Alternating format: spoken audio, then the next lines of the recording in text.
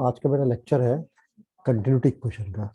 Generally ये question exam में पूछा जाता है, कंटिन्यूटी इक्वेशंस क्या होती है।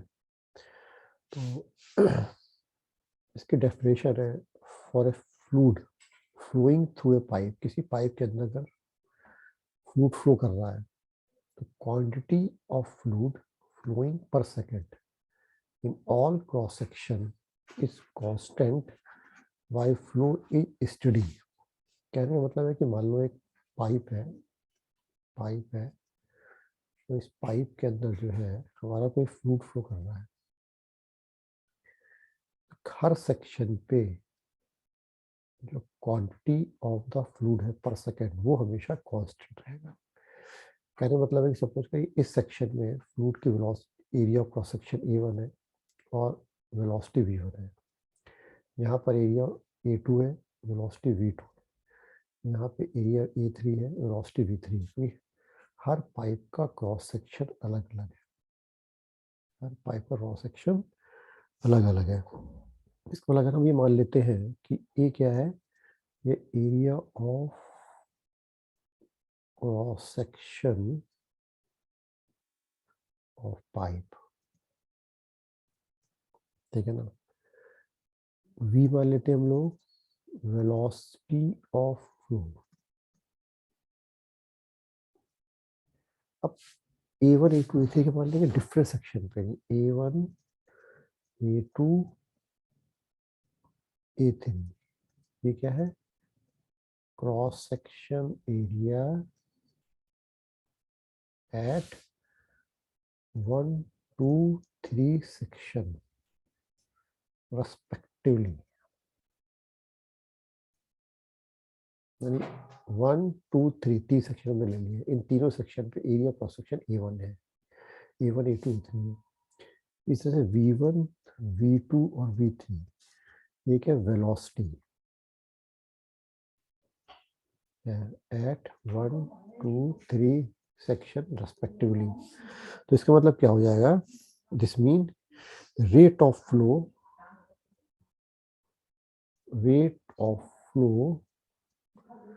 A1 V1 at the section 1 is equal to A2 V2 is equal to A3 V3 is equal to constant. ये जो है हमेशा कांस्टेंट रहेगा। तो this is called, it is called equation of continuity. It is called equation of continuity. इसको हम equation of continuity कहते हैं। दिस मीन्स हम कह सकते हैं A by AV is equal to constant. और अब दूसरे टर्म में इसको कह सकते हैं, we can also write this equation if fluid is compressible in nature, compressible in nature। तो इस केस में क्या होगा कि हम लिख सकते हैं कि ρ1 A1 V1 is equal to ρ2 A2 V2 is equal to ρ AV is equal to constant.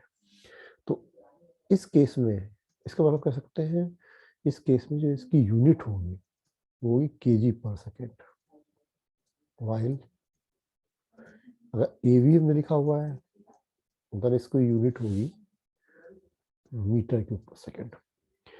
ये जो इक्वेशन है, this equation based on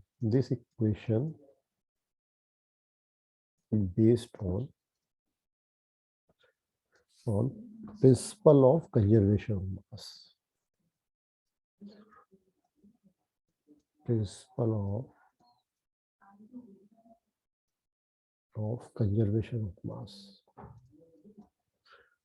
conservation of mass. इसके बाद अगर कोई पाइप है, ये पाइप है, इस पाइप के अंदर इनलेट में का एरिया और क्रॉस सेक्शन वेलोसिटी दी हुई है। यहाँ का A2 दिया हुआ तो हम V2 को कैलकुलेट कर सकते हैं। यानी इनलेट का अगर हमें एरिया और एक क्रॉस सेक्शन V1 दिया हुआ है तो हम यहाँ पे वेलोसिटी कैलकुलेट कर सकते हैं अगर A2 हमें दिया हुआ है। तो इस तरह से जो है हम लोग कंटिन्यूटी इक्वेशन को डिफाइन कर सकते हैं। तो एक जनरली एक इसमें क्वेश्चन पूछा जाता है, बहुत इम्पोर्टेंट क्वेश्चन है ये, कि क्वेश्चन आता है ड्राइव द कंटिन्यूटी इक्वेशन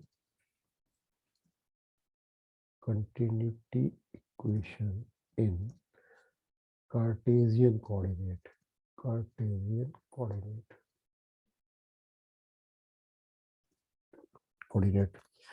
या हम इसको दूसरी फॉर्म में कह सकते हैं, और drive the continuity equations in differential form.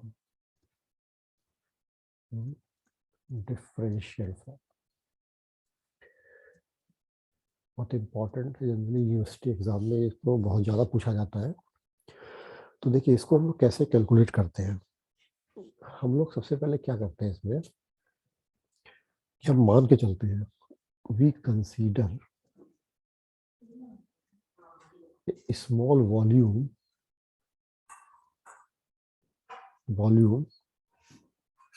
of dimensions dx, dy and dz in along x, y and z direction respectively. यानी हम कह सकते हैं, एक हम लोग डायग्राम बनाते हैं इस तरह से, देखिएगा ये डायग्राम बनाते हैं हम, एक डायग्राम बनाते हैं हम लोग इस तरह का। तो इस डायग्राम से मैं आपको बताता हूँ कैसे हम लोग इसे कैलकुलेट करेंगे।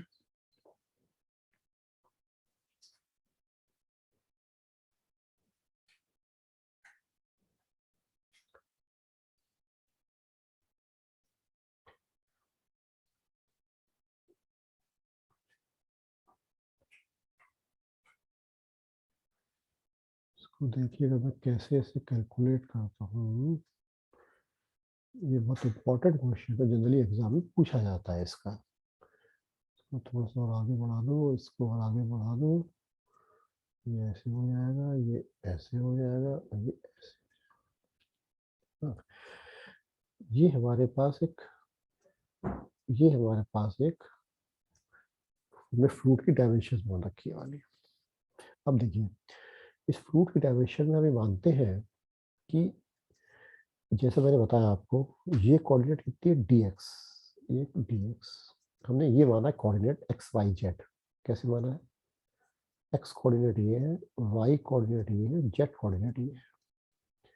x कोऑर्डिनेट के अलोंग इसकी डायमेंशन dx है, और इसकी जो y डायरेक्शंस, y डायरेक्शन इसकी यहाँ मान लीजिए, y डायरेक्शन है, z है, इसकी ये डायमेंशन है इसकी dz, ये जो डायमेंशन है ये है dy। तो x है, ये x है, तो हमने x मान लिया। ये वर्टिकल dz है, तो इसकी dz डायमेंशन मान ली है। ये देखिए dy है, तो हमने dy डायमेंशन मान लिया। अब मैं इसको थोड़ा नॉमेनक्लेचर इसका कर देता हूँ, कि ये जो वेरिएबल है, ये मान लो है a, दिस इज a, ये हमारा b, c और d, ये एक फेस ये है। दूसरा फेस हमारा है e, f, g और h, e, f, g, h। अब हम फर्दर ये मान लेते हैं, इसके बाद हम एक चीज और मानते हैं इसके अंदर, कि एक्स यू जो है वो है velocity of fluid along x direction. कहने का मतलब है, जो एक्स डायरेक्शन के अलोंग जो फ्लूइड फ्लो कर रहा है, ये यू वेलोसिटी से फ्लो कर रहा है। इस तरह से वी वेलोसिटी से फ्लूइड फ्लो कर रहा है वो अलोंग वाई डायरेक्शन, और डब्ल्यू जो है इसके अलोंग जो फ्लूइड फ्लो कर रहा है वो जेड डायरेक्शन के अलोंग फ्लो कर रहा है। यानी कहने का मतलब है, इधर जो फ्लूइड फ्लो कर रहा है, ये फ्लो कर रहा है हमारे पास डब्ल्यू वेलोसिटी से, इधर फ्लो कर रहा है u वेलोसिटी से और इधर फ्लो कर रहा है v वेलोसिटी से। अब हमारी जो इक्वेशन है वो ये कहती है कि फ्लूइड कंटिन्यूटी इक्वेशन कहती है कि जिस रेट से फ्लूइड इस सेक्शन में से निकलेगा उसी रेट से फ्लूइड इस सेक्शन से निकलेगा, या जिस रेट से फ्लूइड वाई जेड सेक्शन से निकल आएगा उसी रेट से फ्लूइड जेड डायरेक्शन से बाहर आएगा, या जिस रेट से फ्लूइड वाई सेक्शन से आएगा उसी रेट से फ्लूइड वाई डायरेक्शन से बाहर आएगा। यानी हम कह सकते हैं कि अगर मान लो कि इसका इस बॉडी के अंदर इस स्पेस के अंदर जिस रेट से फ्लूइड इकट्ठा हो रहा होगा, वो किसके बराबर होगा? वो बाहर निकलने और अंदर आने के फ्लूइड का डिफरेंस होगा। यानी कि हम कह सकते हैं कि अकॉर्डिंग टू कंटिन्यूटी इक्वेशंस, हम इसको ऐसे कह सकते हैं, according to continuity equations, mass of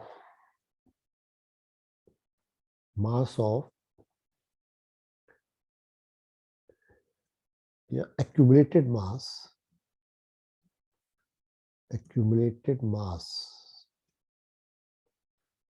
within volume, तो उस स्पेस के अंदर कितना मास आ रहा है, volume per second is equal to rate of fluid entered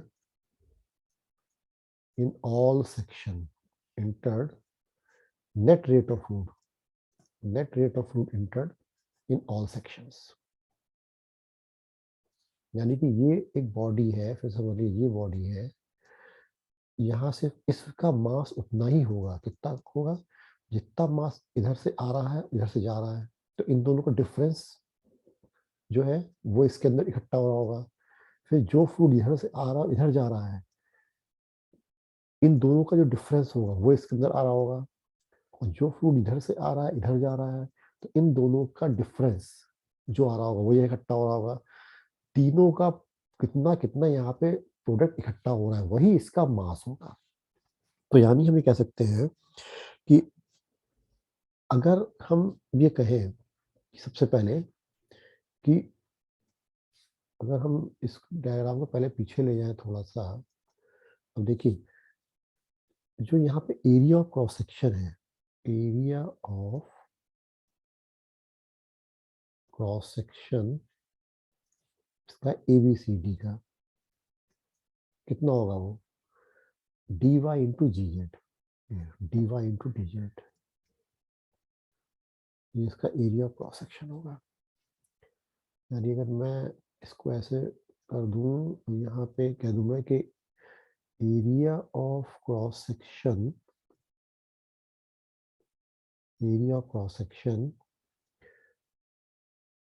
ABCD कितना हो गया?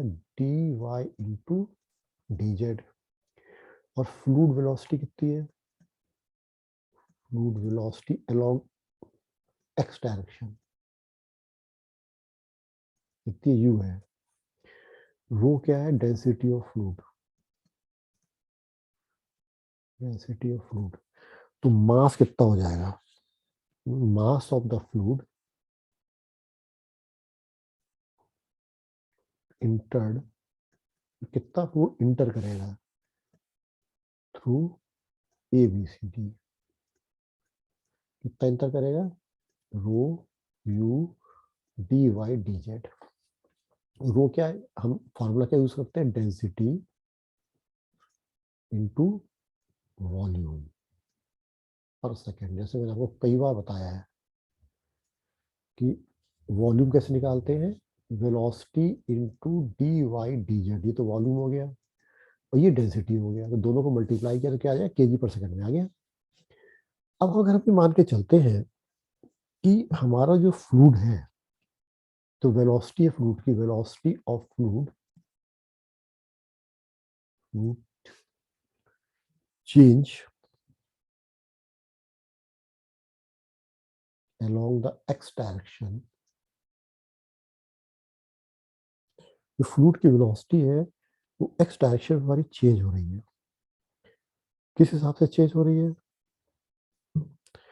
या हम कह रहे हैं कि जो फ्लूइड का मास है वो हमारा x डायरेक्शन में चेंज हो रहा है। ये mass of the fluid, mass of fluid change along x direction, हम ये मान के चलते हैं किस तरह से चेंज हो रहा होगा, that is change is rho u d y d z, rho u d y d z oblique del x into d x. इस रेट से जो है फ्लूइड की जो हमारा मास है वो हमारा चेंज हो रहा है।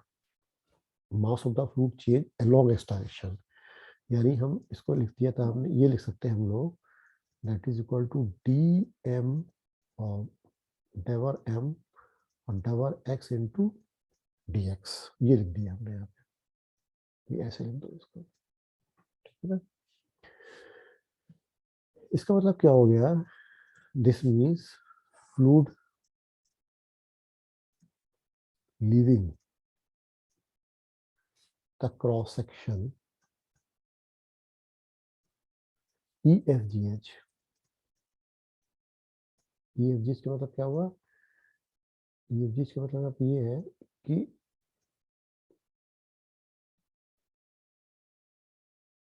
मतलब ये वाला जो है, ये यहाँ से कितना मास बाहर निकल के आ रहा है, यहाँ से कितना मास इंटर कर रहा है, मान लो m1 इंटर किया, यहाँ से निकल के कितना आ रहा है, m2 निकल के बाहर आ रहा है।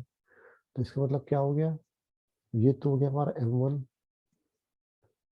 ये हो गया हमारा m1, m1 क्या हो गया, ये हो गया हमारा m1, ये हमारा क्या हो गया, ये हो गया m2। तो यानी कि ये हो गया हमारे पास कितना लीव कर रहा है fluid, that is a leave हो रहा है हमारा rho u d y d z, rho u d y d z. तो मैं सही कर देता हूँ, ये थोड़ा सा गड़बड़ हो रहा है लिखने में।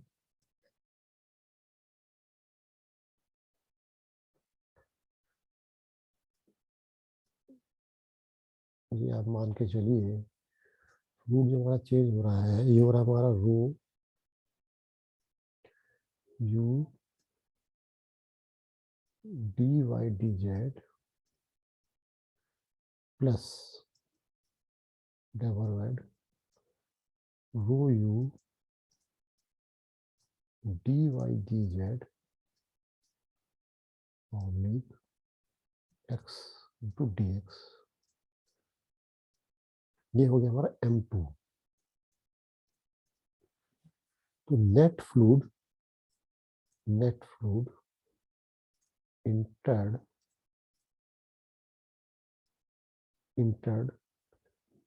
along x direction, accumulated net fruit collect कर सकते हो, कलेक्ट along x डायरेक्शन के along कितना फ्रूट कलेक्ट हुआ।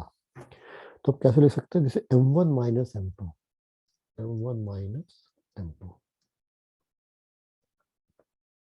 m1 माइनस m2, इतना फ्रूट जो है यहाँ से हमारा कलेक्ट हुआ, m1 minus m2, m1 minus m2 जो है हमारा फ्रूट जो यहाँ से कलेक्ट हुआ, m1 माइनस m2। तो क्या लिखेंगे हम लोग, अब माइनस कर लो इसको, तो कितना है, rho u d y d z minus, क्या लिखेंगे, rho u d y d z plus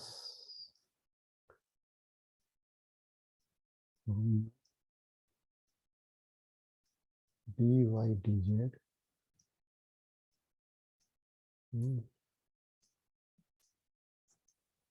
double x. फिर से लिख देता हूँ यहाँ पे, साफ नहीं हो रहा है यहाँ पे, इसको ऐसे लिख सकते हैं हम, यानी कि that is equal to rho u d y d z minus rho u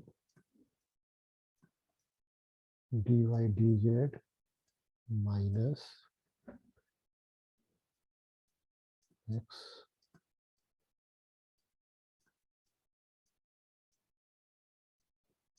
D x. तो खोलो तो क्या आएगा, ये कट जाएगा, ये दोनों जो हमारा कट जाएगा, ये दोनों कट जाएगा, तो हमारा कितना आएगा, that is equal to minus, जब मैं से खुलेगा साइन माइनस हो जाएगा, माइनस डेल एक्स और ये आ जाएगा आपका rho u d y d z del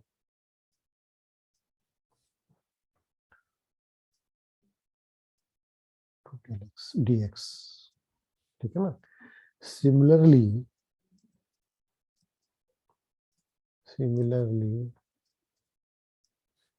हम लिख सकते हैं along y direction,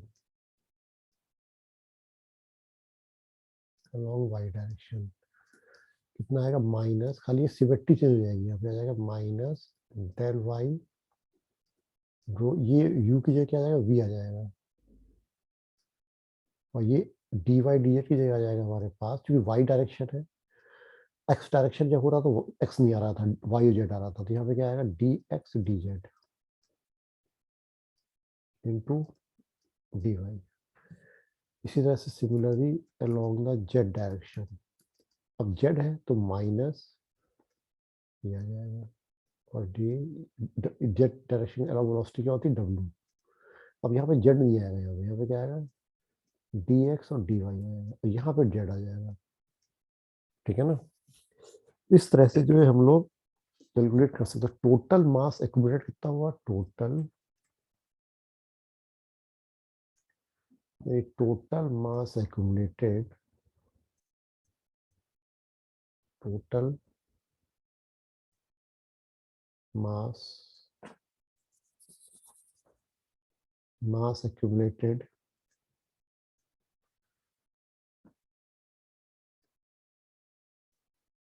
total mass accumulated हुआ ये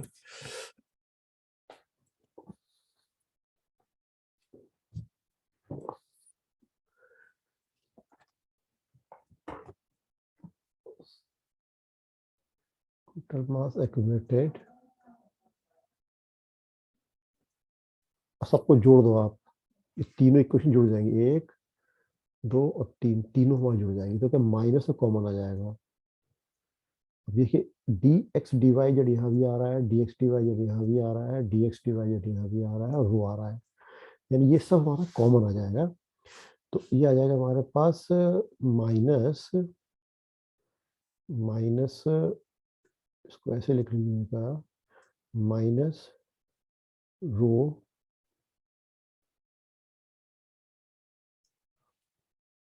ये आ जाएगा माइनस रो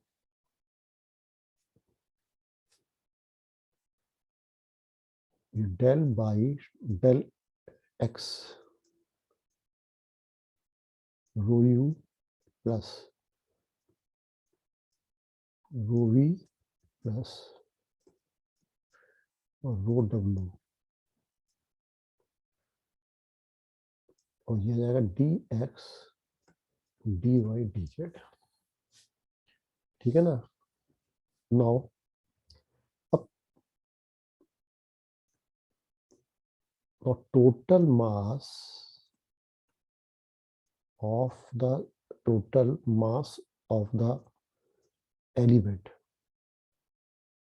वो कितना है, rho D x D y d Z.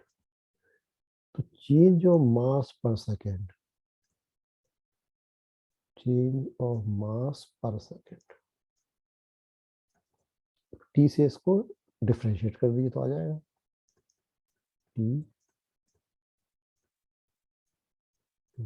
और अब ये इक्वेशन 1 है, ये इक्वेशन, ये दोनों ही इक्वेशन सेम ही है, 1 और 2 equation are similar, Now, as per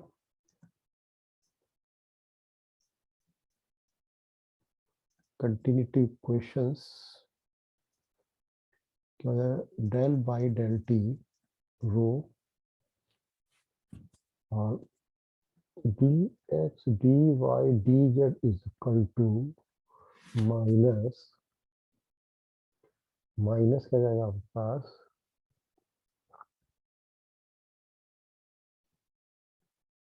rho u by x plus y double rho w by z और dx dy dz। अब आप इसको खोल लीजिए क्वेश्चन को, तो क्या आएगा, double by double t rho dx dy dz plus dx dy dz minus rho u minus rho v minus rho w equal to 0। अब आप इसको कॉमन ले लीजिए, रो dx dy dz से कॉमन आ जाएगा, इसमें से ये dx dy z कॉमन आ जाएगा, तो ये क्या आ जाएगा हमारे पास double rho by double t plus ये माइनस माइनस प्लस हो जाएगा यहाँ पे, क्योंकि जब ये बराबर हट जाएगा इसमें सब प्लस हो जाएगा, ये सब इक्वेशन प्लस हो जाएगी। तो क्या हो जाएगा x plus y double y plus double z equal to 0। अब इसका मतलब क्या हो गया, ये dx dy dz is never equal to 0. Further, if flow is steady, ये double rho by double t है that is equal to 0 and और फ्लो कैसा है हमारा, तो फ्लो हमारा स्टडी है एंड फ्लो इज कंप्रेसिबल है हमारा, इनकम्प्रेसिबल है, इनकम्प्रेसिबल। उसके बाद जो डबल वाई डबल एक्स है that is also equal to 0, double rho by double y is equal to 0 और double rho by double z equal to 0। इसका मतलब डेंसिटी जो भी होगी हमारी स्पेस की रेस्पेक्ट में चेंज नहीं होगी, डेंसिटी टाइम की रेस्पेक्ट में चेंज नहीं होगी। फ्लूइड स्टेडी है तो डेंसिटी टाइम की रेस्पेक्ट में चेंज नहीं होगी, फ्लूइड इनकम्प्रेसिबल है, कभी भी डेंसिटी जो है एक्स वाई जेड की रेस्पेक्ट में चेंज नहीं होगी। तो इसका मतलब क्या हो जाएगा, ये सब 0 हो जाएगा। तो इस केस में इक्वेशन बन जाएगी u by double x plus double v by double y plus double w by double z equal to 0। This is called the equation of continuity. It is called equation of continuity.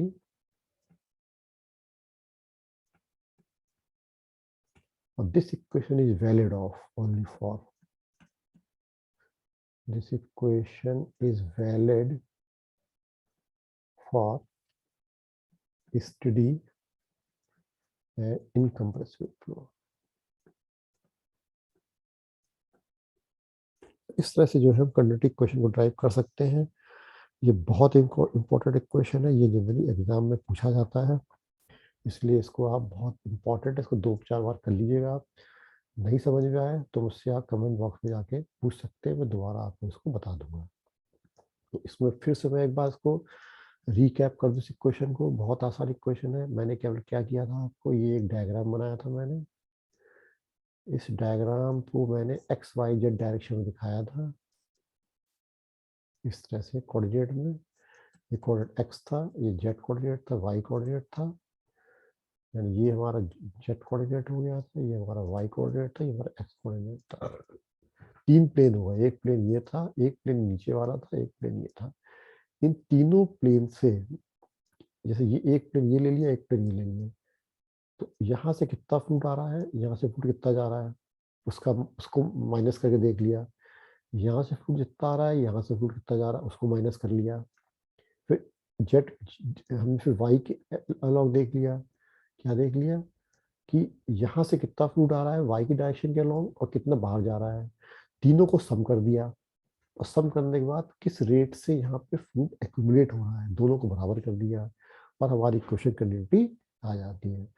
फिर भी अगर आपको समझ नहीं आया है तो मुझसे आप जो है कमेंट बॉक्स में मुझसे पूछ सकते हैं, मैं फिर से आपको जो है पूरे रिवाइज में करा दूंगा। Thank you very much.